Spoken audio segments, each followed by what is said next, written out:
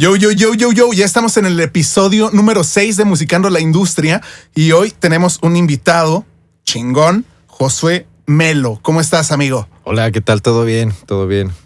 Pues mira, yo tengo ya varias semanas saboreándome este episodio porque vamos a hablar de unos temas de los cuales, por lo general, nosotros los músicos, productores y demás, somos bien ignorantes. El día de hoy, tú eres abogado, entonces, pues vamos a entrar así en cuestiones de regalías, derechos de autor, mecánicos, masters, qué chingados es todo eso, qué pasa con el streaming, las licencias, y un montón de cosas que no sabemos. Pero primero, un requisito que hay para venir acá al podcast es que seas músico y que estés dentro del music business.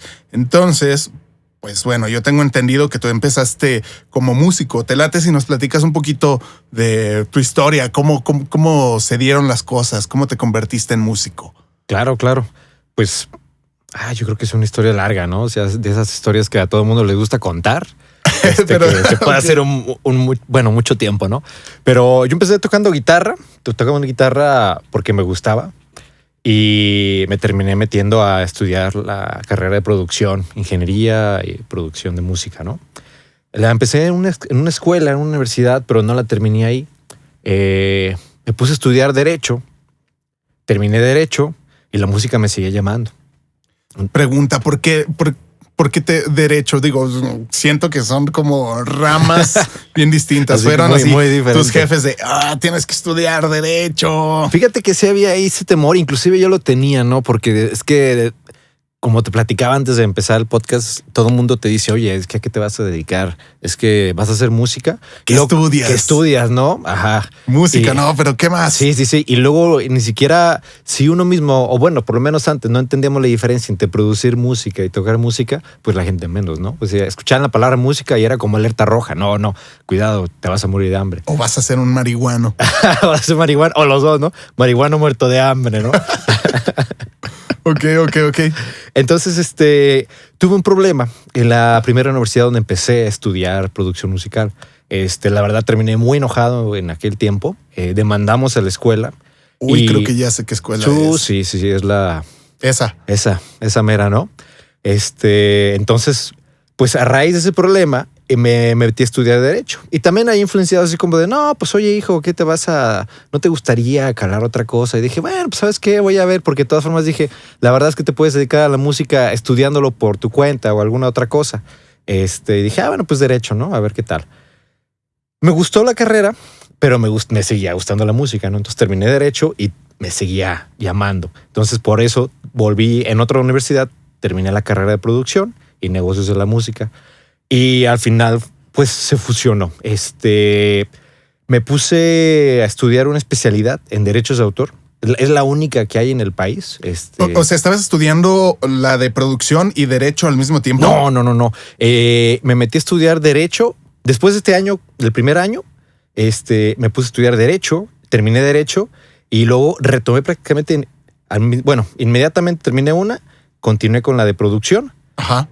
Terminé la de producción, estuve chambeando y al poco tiempo me puse a estudiar la especialidad en derechos de autor. Chingoncísimo, ¿no? Y eso, o sea, eso puede ser bien utilizado, puede ser una herramienta cabroncísima, ¿no? Si te sabes meter. Yo creo que yo creo que es una herramienta. Mira, hay un libro que me gusta mucho, se lo recomiendo mucho, se llama All You Need to Know About the Music Business, es de Donald Passman. Ajá. Yo creo que ya es famoso, ¿no? Para la gente que tiene un ratito en esto. Pero menciona en el libro que uno de los mejores aliados que puedes tener como músico, productor en la industria es un abogado. Y yo cuando lo empecé a leer en aquellos tiempos, yo decía, ¿por qué un abogado, no? Y luego salió, creo que un reel de Taylor Swift que decía, oye, si voy a ser cantante, ¿qué es lo que más le recomiendas a la persona que va a ser cantante? Y le decía, consíguete un buen abogado. Y eso lo acabo de ver, ¿no? Pero el otro de Donald Passman lo leí en su momento y dije, ¿por qué? Y después empecé a entender que tenía que ver con el hecho de que el abogado verdaderamente entiende cómo fluye el dinero. Y no solo cómo fluye, sino por qué fluye, a dónde fluye, cómo se genera y cómo se paga. Entonces es ahí la mera mecha, ¿no? Porque yo decía, bueno, quiero entender el negocio de la música, pero la verdad, entenderlo bien implica responder preguntas que son difíciles de entender, y más en nuestro país porque tenemos mucho conocimiento de Estados Unidos. Estados Unidos creó la industria del entretenimiento. Sí. Y está padrísimo. Tenemos mucho conocimiento de la industria gringa, pero ni siquiera lo tenemos a profundidad por el idioma, ¿no? Entonces, lo que está traducido superficialmente. O digamos, y aplicable a las leyes de allá y al sistema de allá. El sistema de allá. Y el sistema, lo curioso es que la mayor parte del mundo no funciona conforme el sistema gringo, y eso lo vuelve tan complicado porque el sistema gringo es el sistema que terminó imperando en el mundo. Entonces, las cosas se pagan conforme a la legislación de allá. Es una especie de mezcla y ya llega a nuestro país y aquí pasa como a la legislación mexicana y a la legislación internacional.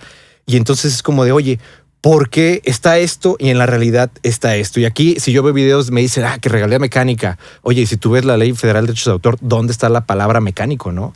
La primera vez que yo escuché esa palabra, ese término lo escuché en un examen que me hicieron justamente para ingresar a la primera universidad. Y decía así, ¿qué es un mecánico? Y yo, pues el compa que arregla los carros, ¿no? O sea, eso fue lo primero que cayó en mi mente. Chino, el tuercas, como no. Sí, ¿no? El güero, ¿no? El güero. Y no, según la definición correcta de ellos, era la persona que se encargaba de supervisar las regalías mecánicas. Pero, por ejemplo, eso es un término que en nuestra legislación no está y que de una u otra manera se paga. Y se paga porque así viene, pero es un término muy interesante que igual ahorita podemos platicarlo. Pero regresando a la pregunta, pues yo creo que sí es interesante o importante el abogado en esta figura porque es el que nos puede dar luz de cómo es que fluye el dinero.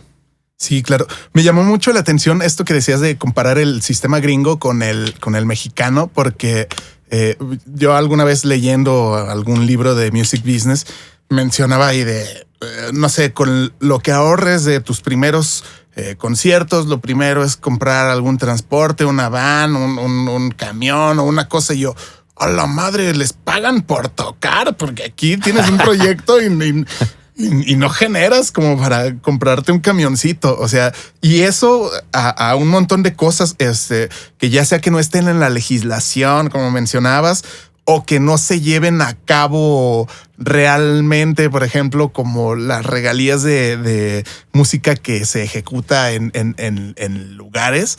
O sea, en teoría, los antros, tiendas, centros de espectáculos que reproducen música, pues deberían de estar pagando cierta cuota, pero pues viva México. Y aquí, o sea, yo creo que 8 de cada 10 amigos que conozco que tienen algún lugar donde se pone música, hasta me preguntan, ¿cómo? O sea, tengo que pagarle a alguien por poner música en mi tienda, ¿pero por qué? ¿Sabes? O sea, hay un montón de cosas que no se llevan a la práctica aquí en México. Y pues bueno, entonces, ¿qué sucede después? Estudias retomando un poquito tu carrera. Terminas la especialidad y ¿cómo te integras al mercado laboral? Yo realmente empecé a trabajar en la música como profesor, dando clases. Tenía una escuela que se llamaba Groove Studios. La tenía desde el 2016 más o menos. Uh-huh. Y me estaba empezando a ir bien. De hecho, yo tenía planes de expansión, pero llegó la pandemia. Y la pandemia yo creo que a todos nos cambió los planes, sacudió, ¿no? Nos sacudió. Y yo la tenía desde que estaba estudiando Derecho, ¿no? Porque pues ya traía las bases musicales y me gustaba mucho enseñar. Me gusta enseñar. Entonces,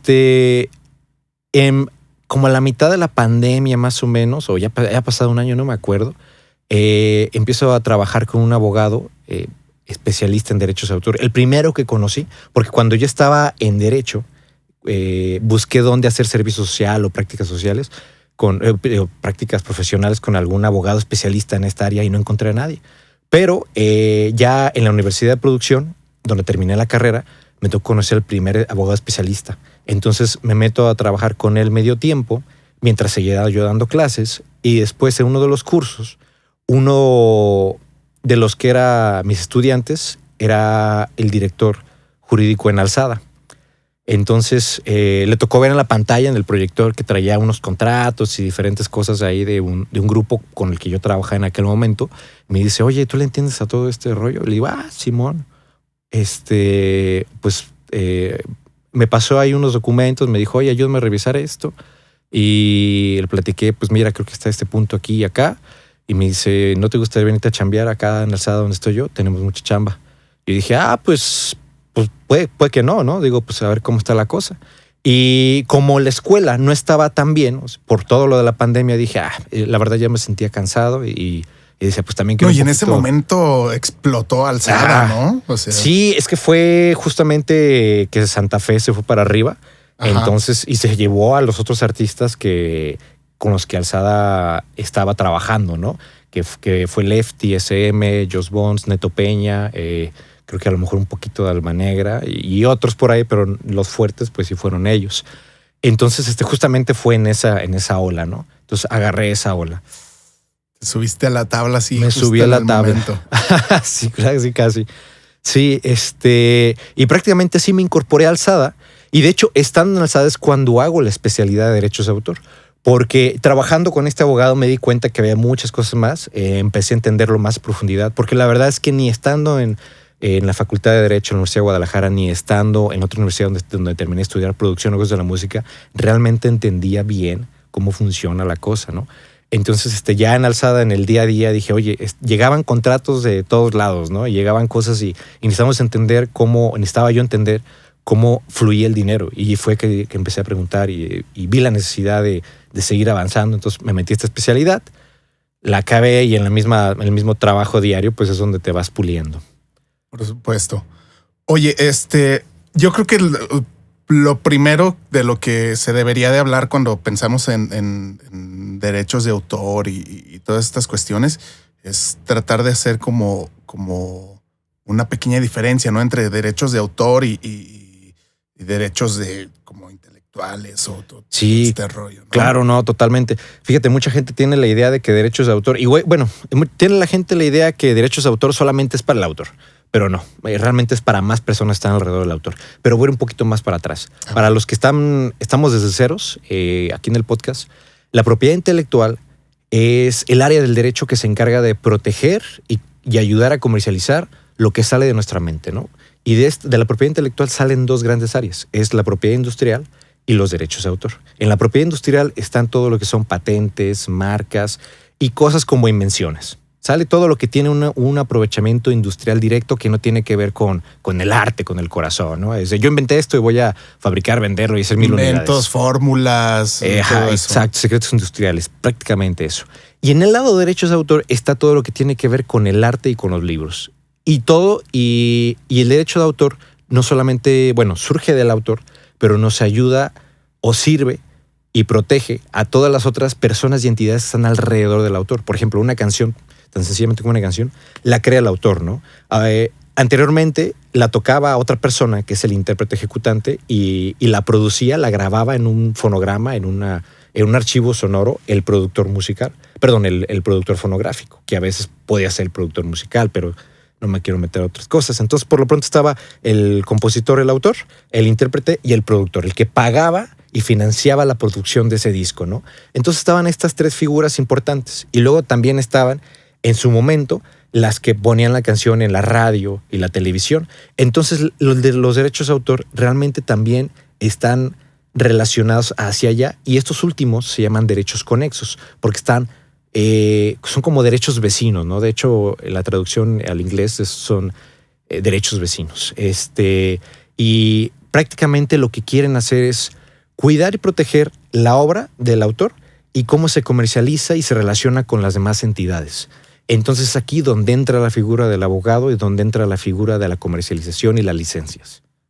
Ya, o sea, como de diferenciar de qué le toca a cada persona. Exacto. Tú qué hiciste. Tú qué hiciste, cuánto te toca por lo que hiciste, por qué te toca lo que hiciste, cómo te vamos a pagar y lo que involucran esas preguntas si le rascamos. Y es que es todo un rollo, ¿no? Porque, o sea, por ejemplo, a mí me ha tocado platicar así con personas que digo, me doy cuenta que todos tenemos todo totalmente revuelto. Pero, por ejemplo, cuando se hace una canción, la canción le pertenece al autor, pero la grabación de esa canción puede pertenecerle tal vez al mismo autor, pero hasta donde entiendo, le pertenece a la persona que paga por la producción. Exacto. O sea, por ejemplo, si yo hago una canción y la canta Alejandro Fernández, yo no puedo tomar ese fonograma de Alejandro Fernández y ponerlo en mi disco portafolios de compositor, porque yo no pagué por esa producción.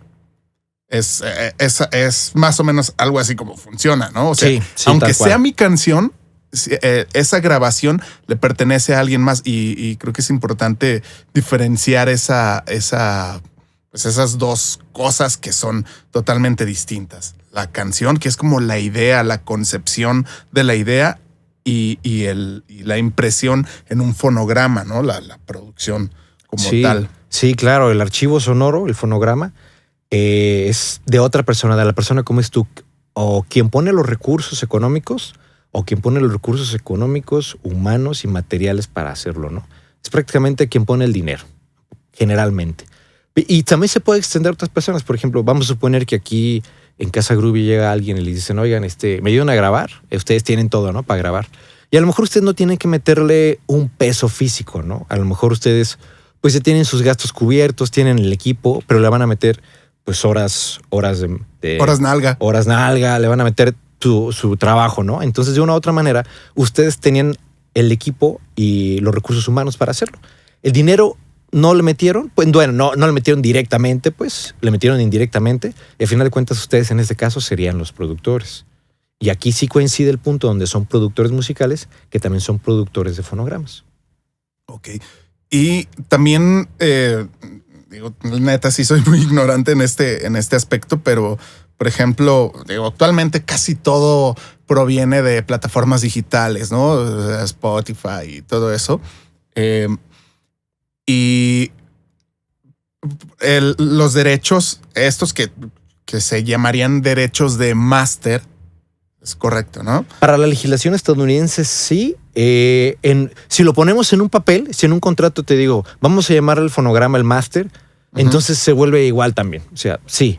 Pero el nombre, por lo menos para nosotros y en la mayor parte del mundo, es fonograma. Fonograma. Ok, entonces, por ejemplo, en el caso de Spotify recauda los derechos del fonograma, pero también hace una división para los derechos de la composición. Sin embargo, Spotify no te paga los derechos de la composición, sino que eso te llega por otro lado, ¿no? Por medio de asociaciones como la Sociedad de Autores y Compositores o por medio de editoras.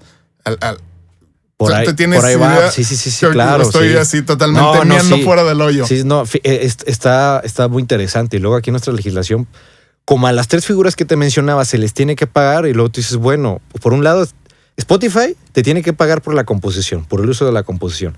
Te tiene que pagar por el derecho del fonograma o del máster. Y luego también tiene que pagarle al músico que tocó. Entonces, en un plano ideal, a estos tres le tienen que tocar regalías. Ajá. Y en un plano ideal, uno podría pensar de manera automática, entonces Spotify genera 3 cobros y esos 3 cobros se le tienen que pagar a esas personas. Pero en la realidad es que no funciona precisamente así. Efectivamente, Spotify destina un dinero para ellos y ya hay dineros que se cobran o no se cobran. Y aquí es donde entra el punto. Y si se cobran, ¿quién los cobra y por qué los cobra? Sí, justamente platicando con una persona que trabaja como en este mundo de las agregadoras, me decía que, o sea, hay una cantidad impresionante de canciones que no están reclamadas por el lado de la composición, porque tú cuando subes tu música es por medio de la agregadora y los derechos del fonograma son los que se le pagan a la agregadora, pero los derechos de la composición se pagan por medio de ya sea en México, por medio de la Sociedad de Autores y Compositores y por medio de editoriales. Sí. Pero que lo que me comentaba es que, o sea, de los miles o decenas de miles de canciones que se suben cada mes, o sea, es un porcentaje bien pequeño de las que sí están reclamadas y que sí van a parar a estas instituciones y que después son pagadas a los autores. O sea, debe de haber ahí como un rollo de contabilidad, un nudo indescifrable, me imagino. Sí, es que el detalle es la desinformación. Es justamente como la mayor parte de la información venía a Estados Unidos, lo que podemos encontrar en internet rápidamente es lo que está allá. Y realmente se vuelve complicado el hecho de descifrar cómo lo tenemos que trabajar nosotros. Como no hay mucha información, la poca que hay, la gente quiere esa respuesta, ¿no? Oye, ¿cómo cobrar mis regalías de autor? Pero la respuesta no está así de fácil. No, por un lado, la respuesta, si la quieres encontrar fácil, es como la que tú dijiste. De un lado, una parte la pueden pagar la Sociedad de Gestión Colectiva de Derechos de Autor de tu país y otra parte los editores. Pero hay sociedades que te la pueden pagar las dos. Por ejemplo, la SACAM con EMAC SACAM te pueden pagar las dos. Pero eso es reciente. En nuestro país acaba de suceder. Reciente del 2019-20 para acá. Antes no podían tocar una parte de las regalías. Entonces, también tiene que ver en eso. Y luego otras personas piensan que el hecho de meterse en la SACAM ya no se pueden meter en otro lado o no entienden cómo funcionan las editoras o les da miedo firmar un contrato que lo necesitan para poder cobrar esos dineros. Entonces, la verdad, por ejemplo, yo lo veo mucho que a la gente le da miedo firmar, ¿no? Y más a los músicos. ¿Por qué? Pues primeramente porque si hay una sensación así como de, caray. No, y es que también hay un montón de historias de terror de artistas que totalmente han padecido unos contratos. De historias de miedo, ¿no? O sea, te erizan la piel, sí. Sí, por eso, o sea, de hecho, los mismos maestros de música en la escuela te dicen, nunca firmes un contrato. Y como tú dices, oye, sí, los contratos se necesitan, o sea, desde el hecho de que necesitas firmar ciertas cosas, necesitas estar dado de alta en las sociedades, porque hay dinero que se está quedando ahí en la plataforma y nadie sabe dónde termina. Seguramente, bueno, no. Bueno, yo iba a empezar a especular y iba a ponerme conspiranoico. Pero nadie sabe dónde terminan esos piquitos, porque también a veces es un porcentaje, tengo entendido que es un porcentaje más pequeño por lo de la composición que por lo del máster. Totalmente, sí, totalmente. Y de hecho, por ejemplo, responder esa pregunta no es tan fácil. O sea, y regresando, ¿no? Yo pensaba, originalmente cuando yo empezaba a tocar estos temas, entonces dije, se escucha mucho que Spotify te paga una cantidad fija por streamings, ¿no? Por reproducción en streaming. Uh-huh. Y eso no es cierto. Eso depende de varias cosas. Pero suponiendo que fuera una cantidad fija, lo primero que se te viene a la cabeza, si fuera $1, significa que si yo producí, si yo toqué, si yo compuse, Spotify me tendría que pagar $3. Pero así no funciona. Entonces realmente la cantidad primero no es fija. Y sí es cierto, es una cantidad más grande lo que se dedica al fonograma y es una cantidad más reducida a lo que se dedica a la composición. Y luego, ¿dónde queda la regalía del intérprete? La regalía del intérprete realmente la tiene que pagar el dueño del fonograma, por lo menos en nuestro país. ¿Por qué? Porque así funciona de Estados Unidos. Porque ellos ni siquiera reconocen este derecho como tal o no le dan este reconocimiento sino hasta el 90 y tantos, cuando a raíz de ciertos tratados internacionales empezaron a cambiar la legislación y empezaron a manejarse de una manera distinta. Ya. Y luego también salió de ciertas regalías al productor, bueno, como a los ingenieros también empezaron a repartirles, pero digo, creo que todo, si en Estados Unidos está medio en el limbo, creo que aquí no, allá no está en el limbo, ¿eh? No, más bien, sí ahí lo tienen muy bien. No. Ahí el problema es que, bueno, tenían otros problemas, por eso surgió en el 2018, se implementó en el 2018 la ley de la modernización de la música y con esto dio pie al Mechanical License Collective. Que ayudó justamente a que se pagaran las regalías de composición porque no se estaban pagando bien, porque no se le estaba dando seguimiento y porque la gente no lo reclamaba. Entonces el dinero se lo estaban quedando. Entonces es cuando dijeron, si de por sí es poquito o fuera mucho y todo no lo estás pagando, pues está mal, ¿no? Entonces Estados Unidos va muy bien en ese rollo, ¿no? Más bien, yo creo que somos los otros países y más los países latinoamericanos los que pues estamos desarrollando poco a poco. Y yo creo que me atrevo a decir que México es de los que va. A pesar de lo que, por ejemplo, lo que decías de que, no sé, si tenemos 10 amigos que tienen un restaurante y esos 10 solo tienen 8, están pagando ese tipo de regalías, en otros países están todavía los números así como de que a lo mejor es 10 de 10 que no está pagando, ¿no? O sea, uh-huh. son menos. Y, por ejemplo, un número que te puedo dar es, tengo entendido que en la SACAM, en la Sociedad de Autores y Compositores de México, trabajan alrededor de 300 personas, ¿no? Alrededor de 300 personas. 300 personas, si lo consideras como una empresa, pues es muchísimo, ¿no? Si en el INDAUTOR trabajan alrededor, pongámosle 150, en el INDAUTOR, que es el Instituto Nacional de Derechos de Autor, y que está haciendo labores fuertes para cambiar este panorama, la sociedad que se encarga de coger el dinero duplica lo que es la entidad destinada al gobierno para hacer esta función. Afortunadamente hay muchos cambios a favor y esto va a seguir aumentando. El desconocimiento va en decremento. Cada vez hay más cursos, hay más gente que sabe, cada vez empiezo a conocer más abogados que empiezan a saber de este rollo. Y cada vez más hay gente en nuestro país que empieza a generar dinero. Y que una vez que empieza a generar dinero puede pagarle a los demás y puede generar empleos para que todos vivamos de esto. Entonces ya ahorita con el auge del regional mexicano, pues yo creo que poco a poco va a haber más, y entonces va a haber más dinero circulando, porque anteriormente el dinero se iba para Estados Unidos. Ahora se está quedando en el país. Ok. Oye, ahorita me surgió una duda porque con respecto a cómo se va adaptando la industria y las legislaciones y todas estas cuestiones. Por ejemplo, tradicionalmente la música, cuando se registra música y letra. Pero no hablamos de la música de la grabación, sino más bien como las ideas melódicas y todo esto. Pero, por ejemplo, ¿cómo se adapta esto en la actualidad a... O sea, ya no se compone como antes de que el autor tomaba la pluma, iba creando la melodía, iba escribiendo la letra, sino, por ejemplo, y eso seguramente de pasar muchísimo en alzada, que a veces la semilla de la canción o el punto de partida de la canción ya no es la idea melódica sino parten de un beat, o sea, un beat, una canción instrumental que ya está completamente terminada.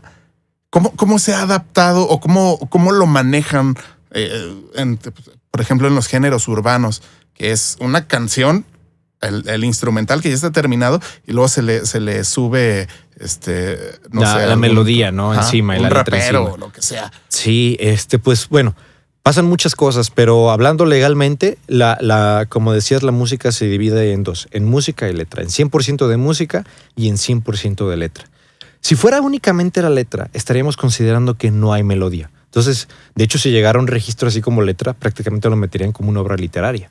Necesita haber una melodía. ¿Y qué es una melodía? Es una sucesión de notas, generalmente de diferentes alturas, con una idea musical, ¿no?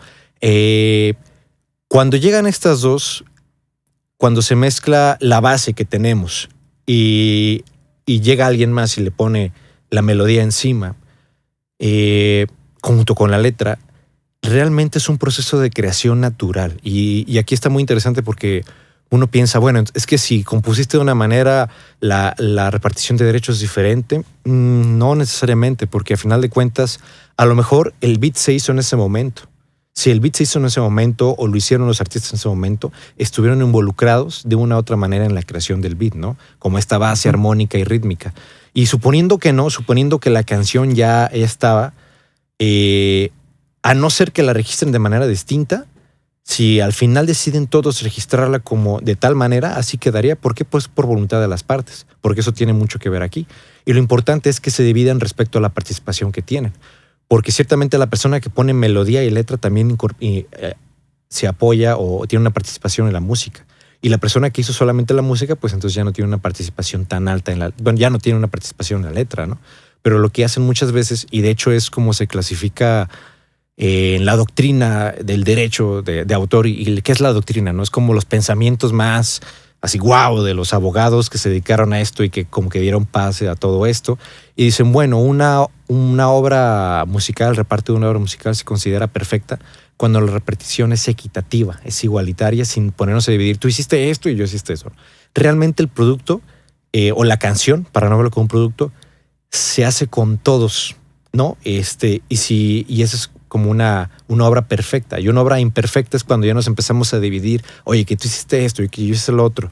Realmente sí, pero a la mera hora todo termina siendo una unidad, ¿no? Entonces por eso se clasifica así. Entonces, resolviendo la pregunta es, generalmente todos terminan dividiéndose en música y letra. Si el beat ya está hecho y la persona que lo hizo quiere mantener sus derechos, generalmente mantiene la mayoría en la cuestión de la música y se le otorga un porcentaje reducido en la música a los que ponen la letra y la melodía encima. Ok, eso está interesante. Es que me imagino el caos que debe de ser para los que van creando estas leyes, porque la música va evolucionando. O sea, por ejemplo, ahorita estaba pensando, tratando de buscar un ejemplo y se me ocurrió el más pendejo que pude encontrar, pero creo que lo ilustra bien chingón. O sea, ¿qué pasa por ejemplo, en la canción de pam, pam, pam, pam, pam, pam, pam, pam, pam, pam, pam, tequila. O sea, ¿quién es el autor de esa canción? ¿El que hizo el tan, can, can, can, o el que dice tequila? ¿Qué haces?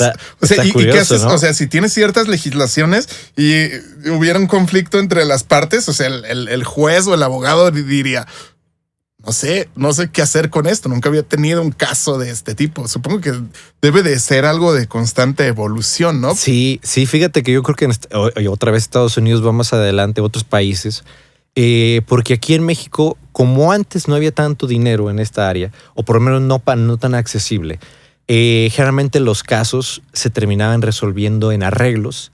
¿Por qué? Porque las partes quieren el dinero y te platico, la propiedad intelectual tiene una ventaja sobre todas las otras áreas del derecho. Generalmente se puede arreglar en arreglos, literal, o sea, en un convenio. Oye, ¿sabes qué? Tenemos un problema tú y yo. En vez de meternos demandas y andarnos aventando papelazos, ¿qué te parece? Nos sentamos a hablar y nos dividimos este rollo porque hasta que tú y yo no estemos bien, no nos van a pagar a nadie. Las regalías se quedan congeladas. Como cuando chocas, que es mejor arreglarse ahí a que se lleven los coches al corralón. Exactamente. Ahí en derechos de autor sí pasa eso, y en derechos conexos. Porque cuando hay un problema, un reclamo de este tipo, se quedan detenidas las regalías y nadie recibe nada hasta que se arregle. Entonces las partes quieren recibir dinero, ¿no? Entonces, debido a que pasa esto, lo que hace la gente es, pues nos arreglamos. Entonces, esto es bueno porque hace que todo se arregle y que todo siga avanzando y que nadie se detenga. Pero es malo porque hace que los problemas que lo originaron, así como un problema como estos, no llegue a juicio y no llegue a la última parte, así la decisión de un juez de que cuando pase esto, lo que vamos a hacer es esto. No, son pocas las resoluciones que hay en ese sentido. ¿Por qué? Porque todos se arreglan antes de que lleguen a ese punto, porque ese punto involucraría muchísimo tiempo y muchísimo gasto en abogados. Claro.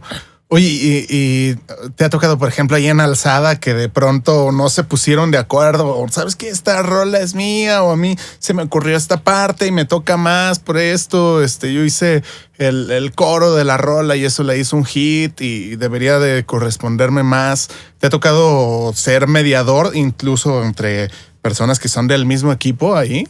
Sí, ha habido casos. O lo llevan así como muy tranquilo, ya tienen algún protocolo, ya saben se van a meter al estudio ustedes tres y lo que se haga ahí es de los tres. Sí, y generalmente es la voluntad de nos atenemos a la ley, que es la voluntad de los autores, pero sí hay un protocolo de cómo tratar estas circunstancias y también los artistas ya les dijimos cómo tratarlo, ¿no? De manera entre ellos, que enteramente entre los artistas internos no hay mayor problema, pero con los que siempre o puede haber problemas es con los artistas externos. De que no nos repartimos, de que no dijimos. Generalmente, ¿cómo se hace la música o cómo se hacen los feats? Oye, me caes bien, me gusta tu música, a mí igual, pues vamos haciendo algo chido. Quedó, grabamos y después ¿qué? Y ya después nos mandamos, después nos acomodamos. La canción ya está por salir o casi ya salió y ahora sí andan los abogados ahí presionando de que, oye, ¿cómo nos vamos a repartir? No, pues no se acomodaron. ¿Qué te parece? Pues esta persona hizo esto. No, es que no se me hace muy justo, justamente por cosas como lo que dices, ¿no? No, es que aquí él dijo tequila, ¿no? Y allá no dijo nada. Y tú dices, mira, nos podemos ir así como nos ponemos como detectives, ¿no? ¿Qué hizo cada quien? Y yo creo que esa es la forma en la que se llegan a solucionar, una fórmula así como muy matemática. Cuando ha habido, o los casos en los que se ponen así más delicados de que es que yo hice esto y esto, bueno, la fórmula que se puede aplicar es, ok, vamos suponiendo que la pieza dura 100 compases, ¿no? Dura 1 metro, ¿no? Para los que no saben, no conocemos el término de compás, dura 1 metro, ¿no? Entonces yo hice de los primeros 20 compases, hice los primeros 20 centímetros. Ok. Pues entonces te corresponde el 20%. Vamos viéndolo así. Oye, y yo hice... yo le puse letra. Bueno, vamos considerando la letra. Vamos contando las sílabas. ¿Cuántas sílabas tiene la canción? No, pues tiene tantas. Pues ¿cuánto correspondería a cada sílaba en porcentaje? Y así. Su madre. Te puedes ir al método matemático. Y aquí nadie va a decir que no, porque ni modo que no. Eso ya está bien cuentachiles, ¿no? Exacto. O sea, si alguien se pone a ese punto de que quiero aquí contar, bueno, pues nos ponemos a contar tal cual así. ¿Y te ha tocado así llegar a ese Llegar grado? A ese punto, yo creo que no hemos llegado así como de que nos tenemos que poner muy minuciosos, pero nunca al punto de vamos a ponernos a contar. Esa es la forma, ese es el secreto para hacerlo, pero no hemos tenido la necesidad de hacerlo. Ok. Porque también se usa mucho que, bueno, actualmente se han puesto muy de moda tanto colaboraciones como coautorías. Pero algo que yo he visto es que cuando se juntan dos compositores, llegan y firman un arreglo justo antes de empezar, de lo que se haga de aquí, de las 2 de la tarde a las 6 de la tarde, es de todos. Lo que se haga aquí es de todos. Si tú participas más o participas menos, pues bueno, ya así se dieron las cosas, pero a veces es buena idea hacer un acuerdo previo. Perfecto, ¿no? De hecho es lo ideal, porque muchas veces terminan peleados o puede pasar, ¿no? Depende de con quién hagas, depende de quiénes son los que se traten, pero sí es lo ideal, así como de que, oye, vamos a grabar, va, o vamos a componer y después se va a grabar, excelente, pero mejor de una vez todos quedamos de acuerdo en todo lo que se vaya a hacer es esto. O si no es el caso al inicio, por lo menos al final, pero no dejarlo pasar más allá de que, ya cuando está a punto de lanzarse la canción. No, eso puede crear más problemas.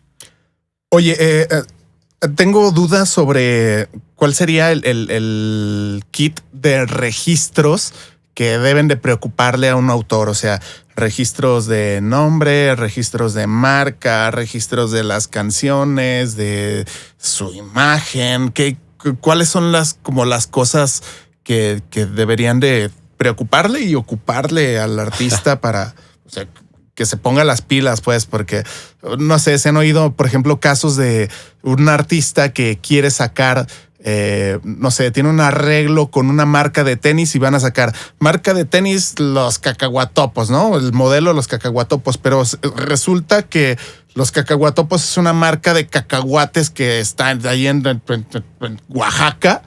Y no permiten que usen esa marca porque el artista no registró su nombre ante INPI, que eso sería justamente de propiedad intelectual, no tanto de derechos de autor, sino registrarse como marca. Entonces ya no pueden lanzar una marca, ya puede haber ahí conflictos de intereses.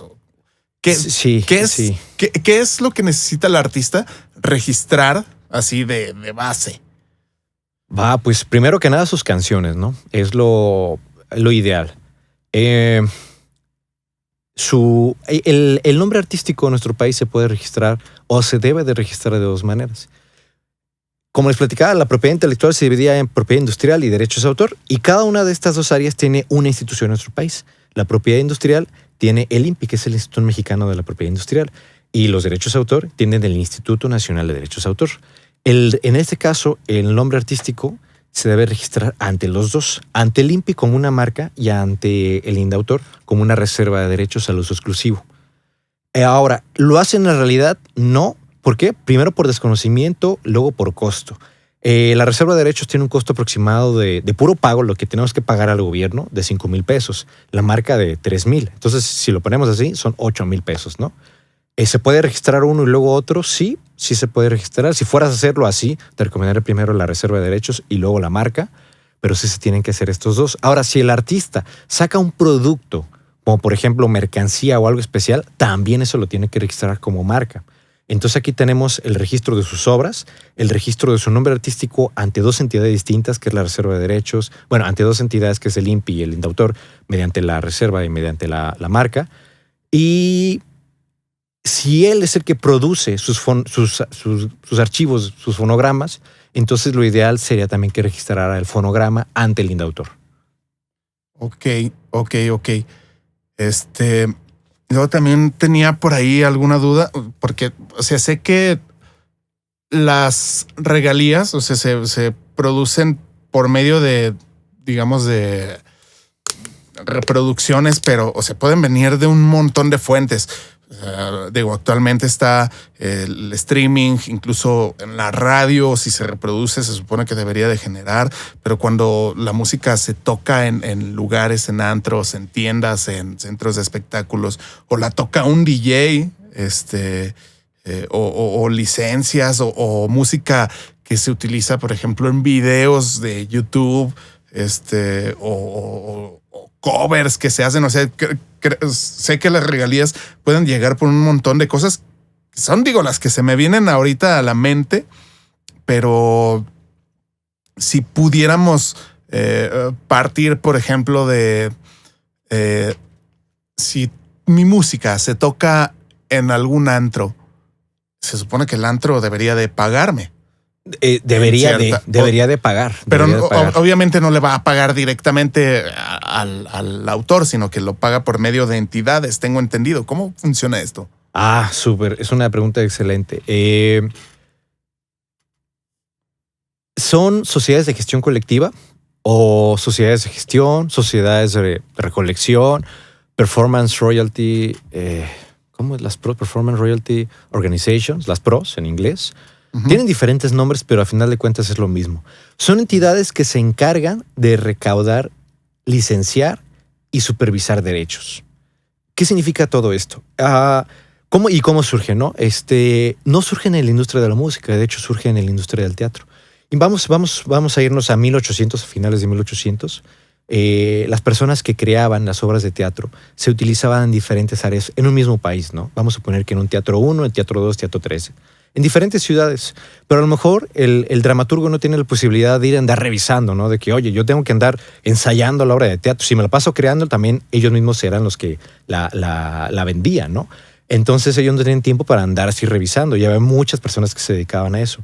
En Francia, hasta donde recuerdo, si no mal recuerdo, empieza todo esto en Francia. Entonces ellos decidieron hacer una asociación, una especie de sociedad, para representarse a sí mismos. Así que somos 3. Oigan, pues, ¿qué les parece si un día me turno yo para ir a cobrar lo de todos, lo mío y lo de ustedes, a todos los lugares donde estén tocando, donde estén representando nuestras obras?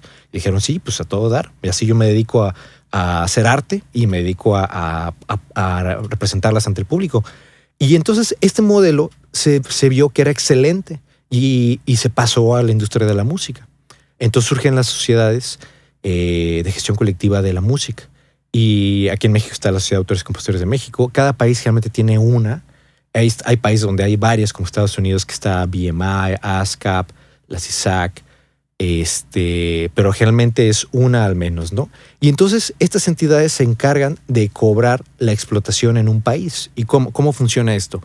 Como el autor no tiene la posibilidad, o si lo hiciera, se dejaría o dejaría de un lado la composición para irse a cobrar. Vamos a suponer, ¿no? ¿Quién tiene la posibilidad de cobrar a Liverpool? O en Liverpool están haciendo uso de la música en Walmart, en los bares de la esquina, en los antros, en los restaurantes, en los conciertos.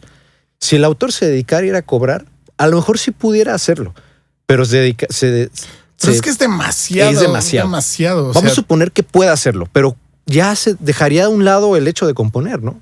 Se dedicaría a cobrar lo que compuso hasta ese momento.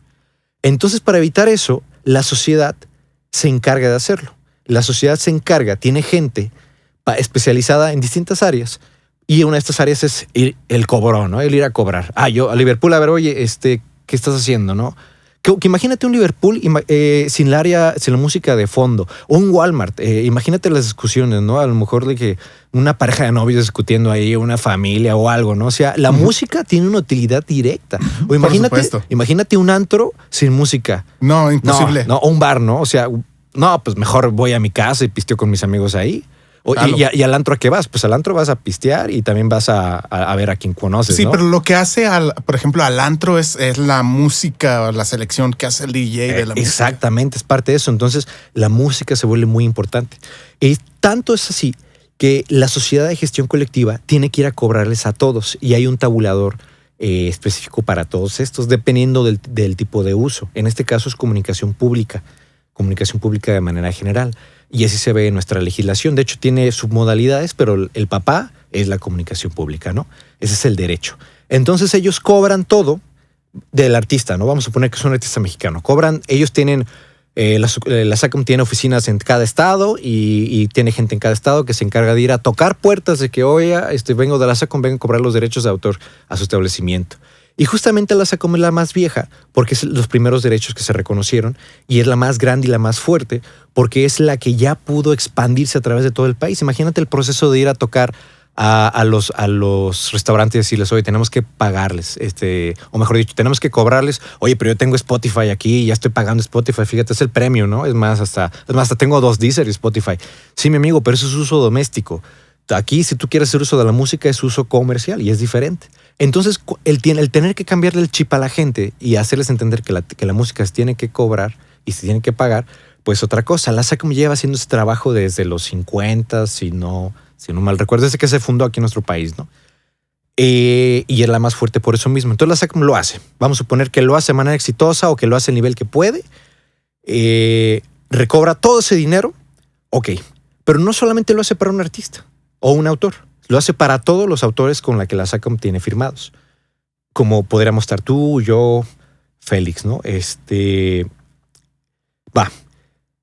No solamente se queda ahí, sino que también la SACM tiene acuerdos con las sociedades de gestión de otros países. Y al final la SACM termina recaudando una cantidad de dinero y dice, oye, pues mira, tengo la manera de mostrar que efectivamente de autores mexicanos es esto, pero de autores extranjeros también es esto.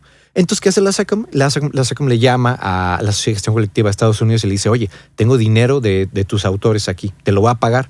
Ah, perfecto. Se lo mandan, la sociedad se cobra una comisión de administración por hacer ese trabajo, porque es un trabajo, Sí. se lo pasa a la otra sociedad, y la sociedad se encarga a pagárselo a quien se lo tenga que pagar. Entonces, y esto funciona de manera recíproca. Oye, yo como SACM te di del dinero que recogí en mi país, pues a ver, tú ASCAP también dame el dinero que tú recolectas en tu país, o sea, en Estados Unidos, para los autores que tengo aquí en mi país, para autores mexicanos, porque también Luis Miguel se escucha en Estados Unidos, la MS se escucha en Estados Unidos y a lo mejor están aquí, desconozco. Yo imagino que a lo mejor están allá. No sé la verdad, pero es igual, ¿no? De aquí para allá y de allá para acá. Sí. Entonces, así funciona ese flujo de dinero, de manera general con las sociedades de gestión colectiva. Es que debe de ser un trabajo inmenso porque son un montón de lugares, y hay mucho, seguramente hasta un chingo de corrupción en todo eso. Yo creo que la corrupción cada vez va siendo menos y se da porque se puede demostrar el uso de las canciones, pero de que hay gente que no quiere pagar y que logra no pagar, sí, todavía se da eso. Yo tengo, por ejemplo, la duda de cómo hacen para, o sea, al momento, si van y cobran la cuota al lugar, pero ¿qué hacen? O sea, le piden ¿cómo le hacen para saber a qué artistas les corresponde? O sea, les piden el playlist que usaron en el mes, van y le preguntan al DJ, oye, ¿qué artistas estás tocando? ¿Cómo funciona? ¿O lo hacen al tanteo, así como cuando medían el rating de la televisión analógica? Que tenemos 53 puntos de rating. ¿Y cómo sabes? O sea, ¿tienes un sensor en cada televisión? ¿O cómo sabes qué se está tocando en cada lugar? Es como un misterio, ¿no? Así que oye, ¿cómo le haces ese adivino o qué? ¿Existe alguien que sepa la respuesta a ese misterio? Como todo se está digitalizando, ya es más fácil entregar esas respuestas. Sí, por ejemplo, Porque, por ejemplo, de las tiendas seguramente si pones un playlist de Spotify, tal vez sí te pueda arrojar una métrica, pero si es un antro que es un DJ que está tirando canciones o es una banda de covers que está tocando rolas de diferentes autores, ay, qué pedo, güey, ¿cómo le hacen? Lo ideal sería, por ejemplo, si fuera, no sé, si todos los sábados o los fines de semana tenemos a un grupo que está tocando covers, lo ideal sería de que efectivamente escribieran en una hoja y pasaran las hojas que están tocando. Eso sería lo ideal. Pero eso ni de pedo sucede, ¿verdad? A veces sucede, a veces no. Generalmente no sucede así. Lo que sí sucede es que se cobra, por lo menos en los estados más fuertes, se cobra. Y me hago referencia aquí principalmente a la Ciudad de México. A lo mejor aquí en Jalisco apenas va o va ahí, pero en la Ciudad de México creo que pasa más esto, tienen mayor alcance, no solo la SACM, sino las demás sociedades. Y todo se puede, o por lo menos ya hay manera de darle seguimiento digital, ¿no? Por ejemplo, hay empresas muy curiosas, una es Program Music, que se encarga de marketing, creo que no era marketing sensorial, pero dentro de estos servicios es elaborarte una playlist conforme a tu público objetivo. Entonces te encargan no solamente de elaborar la playlist, te brindan otros servicios, pero se encargan de elaborar la playlist y se encargan de pagar los derechos que va a involucrar esta playlist. Y ellos sí entregan puntualmente esta playlist, se utilizó todo el día, o se utilizó tanto de tanto. Y entonces esta información va directo a la SACM. Y se utilizan diferentes entidades en la industria de la música para poder corroborar qué se está cobrando y quién lo debería recibir. Pero efectivamente hay muchos lugares que no entregan, ¿no? Todavía hay, yo creo que a lo mejor todavía más de lo que no que de lo que sí. Y es más difícil de medir en cuestiones físicas. En streaming es súper fácil, pero en cuestiones físicas no. Pues porque, por ejemplo, yo trabajé un rato en un antro y yo le pedía a la banda que cada noche me entregaran su playlist para tener como una programación y lo de las luces y otras cosas que tenían que ver con el espectáculo. E incluso nosotros teniendo ese súper buen orden, a la segunda, tercera canción, oye, ¿sabes qué? No está funcionando el set, se cambia el set totalmente y lo que yo tenía de mi lista, pues se iba todo a la chingada. Entonces, pues, debe de haber un desorden ahí loquísimo, ¿no? Sí, lo que sucede es, como pasa eso y pasa también la realidad, bueno, a ver, se juntó un montón de dinero o se juntó X dinero, ¿no? Porque se junta dinero. ¿A quién se lo tenemos que pagar? Pues se hacen estudios de mercado como con empresas como Monitor Latino y se determina, bueno, aquí más o menos podemos determinar que los artistas que están sonando son estos y las canciones que están sonando son estas. Bueno, entonces conforme a eso vamos a repartir el dinero. Pero esto hablando exclusivamente de la Sociedad de Autores y Compositores de México. Eso está medio a feeling, ¿no? Está a feeling, pero así es como si... Bueno, no es tan a feeling sería así como yo creo, como que sería... No, pero hay estudios que te lo entregan. Ok. Sí hay estudios que te lo entregan, pero ¿realmente es solo eso? No, realmente es mucho más que eso. Pero ¿cómo se puede determinar? Pues estamos todavía en ese punto, ¿no? Yo creo que más adelante va a cambiar, va a seguir cambiando y ya se va a poder decir, tienes que utilizar forzosamente un aparatito que ya nos va a poder decir que se puede, que te va a identificar la música, ¿no? Eso estaría poca madre. Eso estaría poca madre porque, o sea, puede haber ahí muchas cosas medio deshonestas o raras. Por ejemplo, hace no mucho, tal vez algunos meses, un amigo que tiene un restaurante, un amigo músico, artista que tiene su proyecto, tiene un restaurante y me marcó para decirme, oye, güey, ¿tú sabes qué pedo? Porque me hablaron de la de la cosa. saca. Ajá, y que tengo que pagarles una feria, güey. ¿Por qué les tengo que pagar una feria, güey? Y yo, pues es para los compositores, pero no mames, güey, ¿por qué tengo que pagar? A ver, güey, tú eres compositor. Si tu música se estuviera tocando en diferentes, en los lugares, sí, ¿tú querrías recibir esa feria? Y es como, sí, cierto, güey. Bueno, adiós, ya. Mira, eso se calmó. Pero muchos que no son músicos se han de sacar de pedo durísimo, ¿no? Sí. O por ejemplo, hay un montón de historias de grupos, digo, a ver si no me meto, me hago enemistad con compitas, pues, pero por ejemplo, de grupos versátiles que les cae el sindicato o el SACM y que les dicen, oye, tienes que pagar una cuota. ¿Pero por qué? Pues porque estás lucrando con música de otros autores, o sea, y esos autores les pertenece una parte, porque, o sea, tú si estuvieras tocando tus canciones, tal vez no tendrías la cantidad de eventos que tienes. O sea, si te toca pagarle a Los Ángeles Azules y a la Sonora Santanera y a quien esté sonando en ese momento, ¿no? Claro, sí. Sí, no, la verdad es que les tiene que pagar a todos. Y mira, fíjate, era músico él, ¿no? Imagínate cómo reaccionan los demás. De hecho, platicando con un amigo que es abogado que trabaja en la SACM, nos decía que inclusive, bueno, pasó mucho en la pandemia, que de esta buena cobranza que ya estaba haciendo, justamente para ir subiendo cada vez más, hubo restaurantes que dijeron, ¿sabes qué? Ya no voy a pagar. Ya no voy a pagar. ¿Por qué? Porque no me está yendo bien o porque voy a cerrar o porque simplemente ya no te quiero pagar. Y entonces tuvieron que hacer otra vez volver a gestionar la cobranza cuando ya se había hecho. Ya estamos hablando de restaurantes que no son chafitas, estamos hablando de restaurantes que es el señor restaurante, ¿no? Y aún así ellos no querían pagar. Y entonces imagínate cómo nos metemos en este punto.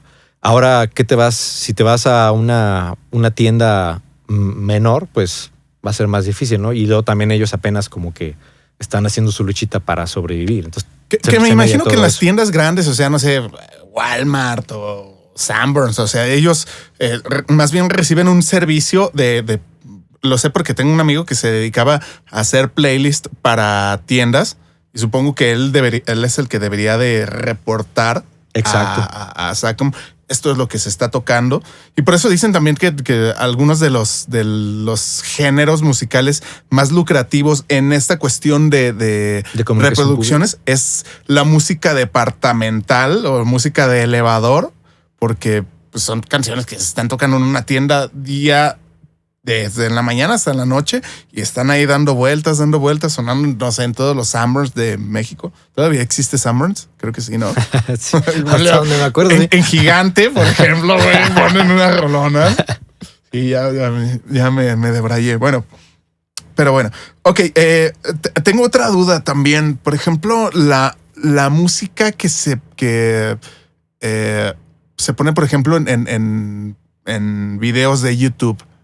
¿Qué sucede con eso? O sea, si yo quiero tomar, por ejemplo, una rola de Joss y quiero ponerla en mi video, ¿qué sucede? ¿Me cae el chahuizle? ¿Me bajan el video? ¿Tengo que pagarle directamente? ¿Qué sucedería? ¿Y aquí qué vas a hacer? ¿Vas a regrabar la música? No, la voy a agarrar, me va a valer madre y ahorita, es más, le voy a decir al editor que la ponga y vamos a hacer el experimento.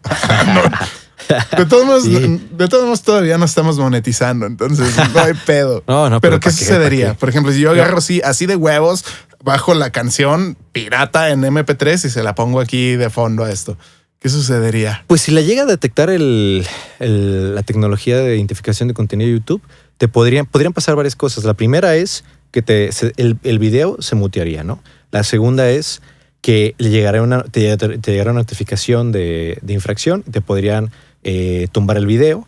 También podría pasar de que lo que corresponde de dinero para ese lado se lo pagaran directamente a la otra persona. Entonces se me ocurren esos escenarios. Y hay forma de obtener una licencia. Es de, ok, está bien, me pasé de lanza, pero ¿puedo pagar una licencia para usar esta canción? ¿O?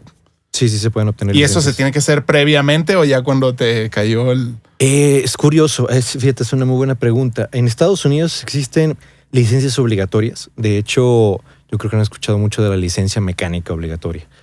Esta licencia mecánica se da debido a la necesidad de que mucha gente quería sacar música y regrabarla, ¿no? Como un cover.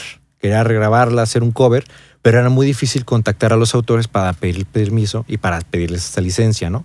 Entonces lo que se hizo es que si la canción o el fonograma cumplen ciertas características, tú puedes publicarla sin pedirle permiso a la persona o aunque la persona te haya dicho que no, pero tienes que pagar forzosamente. Y prácticamente la regalía se va a ir hacia la persona original. La composición musical, el pago que va destinado a la composición musical no va hacia ti, va hacia ellos. Es por eso que yo lo he visto ya cada vez, de hecho, en casi todas las agregadoras con las que he trabajado, te da la opción de poner esto es un cover. Es como una licencia automática que se le entrega al nuevo intérprete de la canción y ya las regalías que le toquen al compositor se van ahí de forma automática. Tal vez ni siquiera se entera y ya les empiezan a llegar. Va por ella, sí. Tengo una duda sobre eso. ¿Qué sucede si de pronto este cover da un mega chingadazo y se vuelve famosísima y el artista o el compositor no estaba enterado de esta parte y él nunca dio esa autorización directa, sino que se adjudicó de forma automática por la agregadora o por este sistema que no pude retener, como dijiste que se llamaba? ¿Licencia mecánica obligatoria? La licencia mecánica obligatoria, el artista puede ahí, no sé, poner algún tipo de traba a esto. Sí, se puede frenar en algún punto. No recuerdo bien, pero sí las licencias están sujetas a una cantidad de dinero, o sea, y se puede frenar. Es más de la legislación estadounidense ese punto, pero sí se puede frenar. ¿Y aquí en México hay mecanismos? Porque para frenar, sí, una canción totalmente. Porque yo recuerdo que hay una banda de aquí de Guadalajara, La Gran Mama, hace que 12, 15 años sacaron un cover de Intocable y se dieron cuenta y les cayó y igual estoy inventando pues, pero creo que les cayeron y les cobraron así un ferión a los vatos. Pero eso fue hace un chingo de tiempo cuando no existía este modelo. Sí, es que también esta licencia no es una licencia que funcione. Bueno, esa licencia es de Estados Unidos para Estados Unidos, pero el funcionamiento se ha ido hacia los demás países. Se ha ido adoptando, exactamente. Cada sociedad de gestión colectiva no solamente se encarga de recaudar el dinero, sino de licenciar el catálogo de las canciones que controla. Entonces tiene la posibilidad de firmar acuerdos con las otras sociedades, por eso es que se paga. Entonces, hasta donde tengo entendido, se han adoptado licencias que le llaman blanket license para justamente poder hacer esto, pero estos acuerdos son nuevos. Para poder hacer uso de las canciones de esta manera, porque esa licencia que te platico es solamente para Estados Unidos y nosotros no podríamos hacer uso de esa licencia si no existieran estos acuerdos que tienen las sociedades, pero existen. Por eso, por ejemplo, yo me sorprendí mucho cuando trabajaba en la SADA que veía que no pedían autorizaciones para la composición, pero porque la autorización ya estaba dada por una licencia de este tipo. Y es cuando dije, mira, existen estas licencias. Pero en aquellos momentos que no existían estas licencias, que no existían estos papeles, estos acuerdos, pues sí estaban haciendo un uso no autorizado de la canción y sí tenían que pagar por la canción. Y aquí entonces oye, estás haciendo un uso de la canción, me puedo ir por diferentes lados. Puedo meterte infracciones en materia de comercio, puedo meterte infracciones en derechos de autor, puedo meterte una, ¿cómo se llama? Cuestión de derecho penal, una denuncia. A su madre. Sí. Se puede ir una denuncia de ese tipo. O simplemente me pagas la licencia y nos quitamos de broncas. Y es que, o sea, yo estoy ligeramente culeado porque en este momento estamos produciendo varias cosas aquí en el estudio con varios artistas por mera coincidencia de que algunas canciones son como covers y nos preguntan de, oye, pero no hay pedo con... Y yo no sé, güey. O sea, según la agregadora, o sea, si picas la casilla de esto es un cover, ya no hay pedo. Pero, o sea, tú sabes que yo no soy tu abogado. Te ayudo a producir, pero no tengo ni pinche idea. Entonces, sí tenemos un ligero culeamiento de que podamos meternos en un pedo. Y más yo que dije, no pasa nada. Y ahora que dices que escuché la palabra penal, ya me dio midillo. No, pero no va por allá porque efectivamente esto pasa y esto pasa a diario. No sé si te has preguntado cómo es que los youtubers pueden sacar canciones de quién sabe qué, no les pasa nada. Es por eso mismo, o sea, porque existen estos acuerdos. No, y supongo que la industria se tuvo que adaptar porque ya era incontrolable, sobre todo como esto de YouTube, ¿no? O sea, hay un montón de gente que se dedica a cantar covercitos en YouTube y que a veces hasta le ayudan muchísimo al artista, ¿no? O sea, exacto. Ese estereotipo de la chavita, lentes de pasta y ukulele cantando canciones de banda, pero con voz bonita, ¿no? O sea, hay un montón de canales así exitosísimos y con millones de reproducciones. Supongo que las plataformas a huevo tienen que adaptarse a eso que se volvió incontrolable. Pues las plataformas, no, más bien la legislación, porque las plataformas lo promovían. Bueno, sí. Y fue justamente lo que ocasionó la ley de la modernización de la última de las leyes de Estados Unidos. Tiene como cinco leyes que se terminaron compilando en una. Y diferentes como resoluciones, ¿no? Pero sí fue a raíz de todo ese rollo, porque eran un montón de personas, muchísimos usos, difíciles de controlar, difíciles de registrar, bueno, difíciles de seguir a todos esos. Cada día había más. ¿Y qué onda, no? Entonces por eso salen este tipo de mecanismos. Ya, oye, y tú, por ejemplo, como abogado, de pronto te toca resolver así, justo te preguntaba hace un ratillo, ¿no? De conflictos y cosas o arreglar desmadres. Generalmente pocas personas se animan a demandar porque es caro. Realmente quien ya mete un abogado a hacer este tipo de cosas, ya cuando ya hubo, es cuando ya hubo dinero, ¿no? Y no estamos hablando de poquito dinero, generalmente es cuando ya hay mucho dinero. Pero es que a mí me ha tocado ver así, tal vez no asesorar, porque no soy la persona correcta para asesorar, pero me ha tocado mediar a veces este tipo de problemas que cuando hay de verdad, o sea, 3 pesos, tu amigo, tu carnal, tu compadre, de pronto se te vuelve loco. O sea, con 3 pesitos que caigan, la gente se voltea la cara. Entonces, de pronto, cuando son artistas que están generando números reales, números serios, deben de a veces ponerse bien punk las cosas, ¿no? Pues si no habían visto números, sí, o sea, si no había un acuerdo previo, pues. Y no habían visto números de ese lado, si no sé, si trabajaban cada quien de su trabajo ordinario y de repente empiezan a recibir dinero de la música, pues empiezan a pelear. Pero generalmente, o por lo menos lo he visto más con con el caso de artistas que estaban firmados con algún otro sello discográfico y me dicen, oye, ¿podemos revisar esto? Ah, sí, tenemos este problema. Pues se hizo un uso no autorizado de tu canción. No te pagaron durante tanto tiempo. Probablemente se estima que tienen esto de dinero. ¿Quieres hacer algo? No, pues que sí. Bueno, está bien. Pues como tienes que demostrar todo eso y se tiene que abrir un juicio y demás, realmente se cobra un anticipo. Y se cobra un anticipo fuerte que tiene que ser como del 30 o 50% del valor del asunto hasta ese momento. Y después ya se va incrementando hasta que se resuelva, ¿no? Pero si, no sé, estamos hablando de $1,000,000, pues entonces tendrían que pagarte $500,000 si estamos hablando del 50% como anticipo para empezar a trabajar. Porque así se manejan ese tipo de cosas. Entonces la gente se la piensa más, a menos que se llegue a otro tipo de acuerdos. Claro, sí. No, pues ya cuando dices el 50%, dices, no, mejor nos arreglamos antes de entrar al corralón. Antes, se intentan arreglar. A veces lo logran, a veces no, porque luego te vuelven a buscar. Oye, que mejor si vamos a intentar hacer algo. Y la verdad es que como le sale muy caro para las dos partes, a veces lo que solemos hacer es, vamos a sentarnos. Tú tienes estas de ganar, tienes estas de perder. Y así viceversa, ¿no? ¿Cómo lo hacemos? Mejor así de una vez, aquí está el papelito ya listo hecho para que les beneficie a los dos. Antes de que llegue el támaro. De una vez. ¿Les late? No, pues que sí. Bueno, pues de una vez. ¿Y cuándo le depositas si le debías $100 y le vas a pagar, no sé, al final ya 40, está bien, pues. Pero ya, ¿cuándo se los depositas? Comprométete que se los pagas mañana. Órale, pues. Listo. Se acabó. Ya. Así se arregla. Está perrísimo todo esto.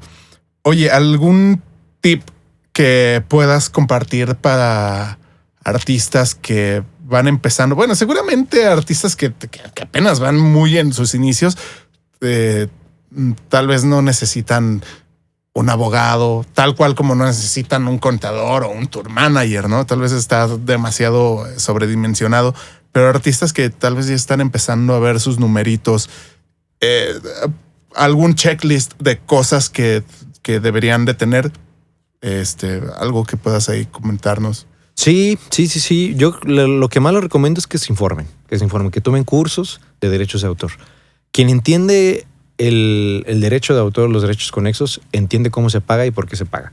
Y lo ideal es por lo menos entender lo básico, quién te lo tiene que pagar y cuáles son los porcentajes, ¿no?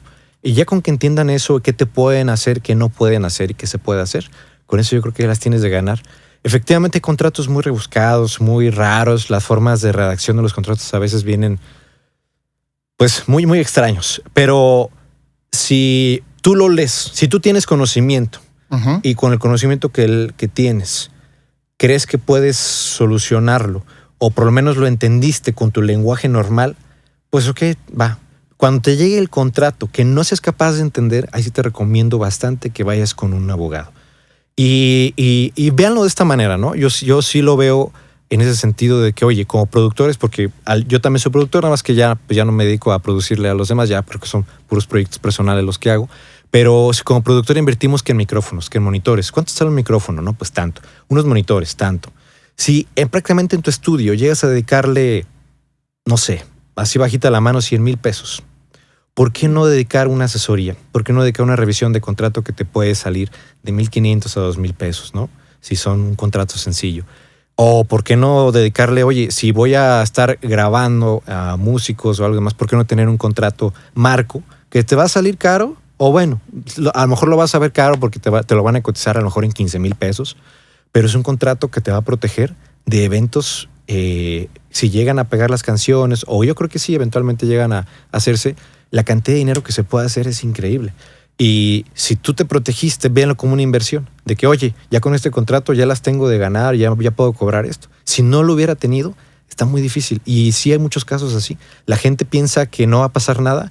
Pasan cosas, se genera mucho dinero y luego ese dinero queda cobrado por alguien más porque ese fue el cuate que subió la canción o cosas así.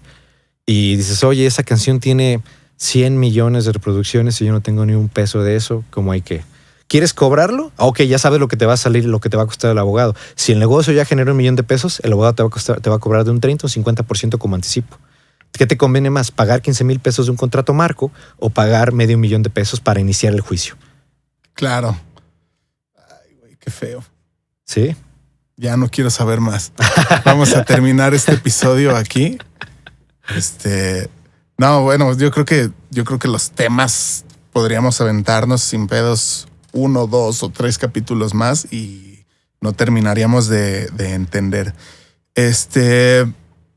Hermano, pues te quiero agradecer que pudiste darte el tiempo para echar la vuelta y platicar con nosotros. Neta, a mí me parece súper valiosa esta información y hay muchísimo para estudiar. Como tú decías, lo mejor es informarse, tomarse el tiempo, tomárselo con mucha seriedad, porque, o sea, yo creo que el abogado es el tipo de profesión que siempre esperas no necesitar, o al menos no ya cuando tienes el problema, ¿no? Tal vez tomarlo de forma preventiva, hacerte tu kit de contratos, desde contratos para cuestiones ahí de derechos o splits o incluso contratos para presentaciones, ¿no? Pero creo que es bien importante darse el tiempo, tal vez, de tener algún tipo de asesorías. Si la gente te quiere encontrar, ¿cómo te pueden buscar? Mira, que me pueden encontrar al correo. O mejor que ni te busquen. No, claro, ¿no? Que me busquen si lo requieren. Con mucho gusto les ayudo en lo que pueda ayudarles. Me pueden encontrar en el correo josue.melo.coronado@gmail. Y déjenles paso el teléfono, que no es personal. Es que ese no me lo sé, acaba de cambiar y no me lo sé. Ahí es donde va la musiquita. Sí, ya. Pero ya la encontré ya ahí. Es que acá nuestro productor, saxofonista, ahora se convirtió en trompetista y su primer hit es... Curioso, traía esa canción hoy en la mañana, ¿eh? Sí, es la canción de la semana, está en el aire. La canción de la semana. No, mira, el teléfono es 33 22 88 59 50. Perfecto. Hermano, muchísimas gracias por estar aquí. Gracias a nuestro productor, el Félix. Y pues bueno, ya saben, nada les cuesta darnos un likecito, nada les cuesta compartir, hasta un comentario, una mentada de madre. De verdad nos ayuda bastante. Y pues si quieren que platiquemos más adelante con algún otro experto de la industria, pues ahí déjenlo en la cajita de comentarios. Muchísimas gracias y pues nos vemos la próxima. Esto es Musicando la Industria. Gracias.